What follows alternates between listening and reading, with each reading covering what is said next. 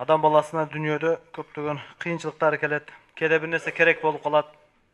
Аны биз билебиз, Аллахтан башка эч ким бере албасын. Анан кайра Аллах Таала кайрылып баштайбыз. Кээде мындай эле бирөөдөн сурасаң табып алчудай нерселерди, аларды ойлонбойбуз анда. Аллах Тааладан сураш керек эле, Аллага кайрылыш керек эле деген ойго келбейт дагы. Кыйын иштер, чоң иштерде Аллага кайрылып калабыз. Бул туура эмес. Пайгамбарыбыз саллаллаху алейхи ва саллям хадисте айткан: "Силер жада калса бут кийимдин боосун дагы Аллахтан сурагыла" деп. Мындай деген түшүнүк жок да, мына чоң нерселерди Алладан сураш керек, майда чүйдө нерселер менен Аллахтан да кыжылат кылбаш керек деген туура эмес түшүнүк булчу. Аллах Тааладан ар бир нерсе, чоңду дагы Алладан сурайбыз, кичинекейди дагы Алладан сурайбыз. Аллах Кур'ан-ы Каримде пенделерине айткан: "Удууни астажиб лакум". Мага кайрылгыла, мага дуа кылгыла, мен дуаңарды кабыл кылам дейт.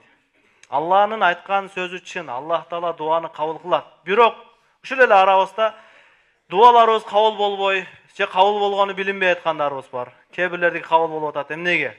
Алла айтып атпайбы, бардыңар дуа кылгыла, мен кабыл кылам деп. Эмне себептен? Албетте, ал дуаны кабыл кылуучу зат тарабынан эмес. Ал дуа кылуучу дагы кандай бир кемчиликтен улам. Мисалы, кайсы бир досуңузга же тууганыңызга байланыш үчүн анын байланыш номерин териш керек да. Туура эмес терип алып эле жооп бербей атат деп капа боло берген туура эмес булчу. Ошол өзүнүн эрежеси бар Аллахка дуа кылууда.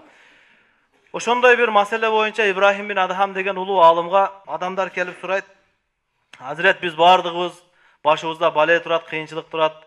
Бирок Аллага дуа кылып атабыз, дуаларыбыз кабыл болбой атат. Эмнеге? Эмне себептен биздин дуаларыбызга жооп жок?" деп сураганда Ибрахим бин Адхам рахматуллахи алейхи айткан экен: "10 нерседен улам силердин дуаңар кабыл болбойт" деп. Ошолордун бирөөсү: "Арафтумуллаха ва лам тути'уху". Алланы го таныдыңар, бирок Аллага итаат кылбадыңар дейт. Алланы танып, итаат кылбагандык дуанын кабыл болбоосуна себеп. "Ва арафтум расулаху ва лам таттаби'у сунанаху". Силер пайгамбарды таныдыңар, Аллахтын элчиси Мухаммад Расулуллах деп калима айттыңар, бирок пайгамбарга эргешпей койдуңар, сүннөттөрүн аткарбай койдуңар. Арафтумул Кур'ана ва лам та'малу бихи. Кур'аны Каримди танып, билип, Кур'ан Аллахтын сөзү, туура жолго багыт берүүчү китеп экендигин билдиңер дагы, бирок Кур'андын талабын аткарбай койдуңар. Кандай бир Кур'андан аят келген болсо, нафске жаккан болсо, аткарып жакпаса, анан мен ар кандай шылтоо айтып, мүмкүнчүлүк болбой атат же кыла албайм деп, Аллахтын китебине амал кылбай койдуңар дейт. Акалтумун ни'ама ва лам туадду шукраха. Нематтарды пайдаландыңар, нематтардан колдондуңар, Алла берген жакшылыктарды иштеттиңер, бирок ошол нематтарга шүгүр кылбадыңар. Демек, шүгүрсүздүк бул дуанын кабыл болуусунан тосуучу нерсе. Балким бул кыйынчылык дагы алып келет. Алла Кур'ан-ы Каримде айткан: "Эгер силер шүгүр кылсаңар, ла азиданнакум", ошол жакшылыктарымды көбөйтө беремин. Эгерде шүгүрсүздүк кылсаңар, инна азаби лашадид, анда менин азабым катуу болот.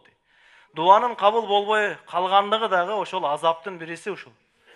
Кайрылсаңыз, дуа кылсаңыз, Алла жооп бербей аткан болсо, жардам келбей аткан болсо, демек шүгүрдү көбөйтүш керек экен. Арафтумул жанната ва лам татлубуха. Бейишти го билдиңер, ушундай рахат, бир кыйынчылыгы жок жер экендигин, бирок бейишти изденбедиңер. Мындайча айтканда, ниет кылып отура бердиңер деген да. Бейишти билип, мындай кылсаң, тахажжуд окусаң, мынча сооп берилет экен, мындай даражаң көтөрүлөт экенди билдиңер, бирок ошону кылган жоксуңар, изденген жоксуңар. Ким бир нерсеге кызыкса, изденип баштайт. Бейишке биздин кызыккандыгыбыздын далили ошол бейишти изденип, бейишке жеткирүүчү амалдардан аракетин кылышыбыз керек эле, ошону кылбагандыктан дуа кабыл болбойт экен. Арафтумун нара ва лам тахрабу минха. Тозокту билдиңер дагы, тозоктон качпадыңар. Тагыраак айтканда, эми тозок көзүбүзгө көрүнүп аткан нерсе эмес, ал гайып нерсе. Мунун мааниси, тозокту таанып, билип туруп, тозокко түшүрүп коюучу амалдардан качпадыңар. Гыйбаттан кача албадыңар. Эми гыйбат кылыш эмес го деп гыйбат кылып койдуңар деген. Жамандаш эмес го деп жамандап койдуңар. Ошентип тозокко алып баруучу иштерди билип, ошодон качпай койгонуңар дуаңардын кабыл болбогонун себеби. Андан кийин дагы бирөөсү: "Арафтумуш шайтана ва лам тухарибуху бал вафактумуху" дейт. Силер шайтанды да таныдыңар дейт. Шайтан кандай жаман экендигин билдиңер дагы, бирок шайтанга каршы согушпай эле шайтан менен келишип достошуп алдыңар дейт. Ошого данышмандардын бириси баласына осуят айткан экен да: "Балам, сен баяк адамдардан болбогун" дейт. Алар кандай десе, сыртынан шайтанды сөгүп анан ичинен достошуп алгандарга окшош болбогун депчи. Шайтанды жамандап, жаманда бар ой ел жокта шайтан менен чогуу, шайтандын пикирине амал кылгандардан болбогун дейт.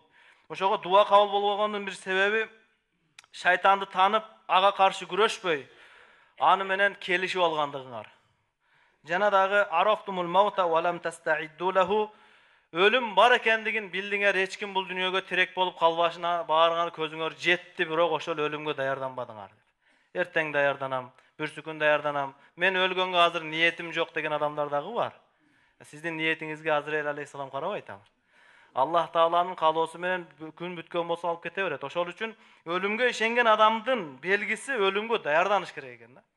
Андан кийинкиси ва дафантумул амвата ва лам та'табиру. Өз колуңар менен айылыңдагы тууганыңды, жакыныңды, кошунаңды ошол өтүп кетсе, жерге бердиңер дагы ошодон үлгү албадыңар деп.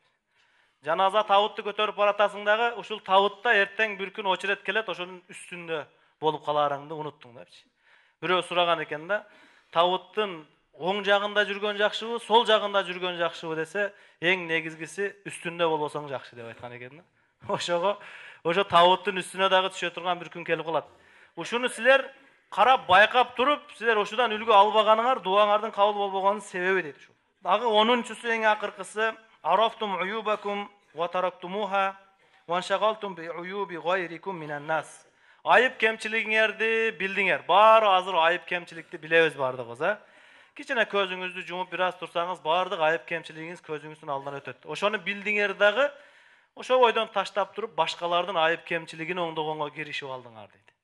Башкалардын айыбы көрүнө берет да, башкалардын жаман иши көрүнө берет. Мына ошолор менен алек болуп калдыңар, өзүңөрдү таштап койдуңар. Ошол үчүн Аллах Таала силер кылган дуаларга жооп бербей аткандыгынын негизги себеби ушул дейт. Демек, дуанын жоопсуз болуп аткандыгы кабыл кылуучу тараптан эмес, ошол кайрылуучулардын катасынан улам экен да.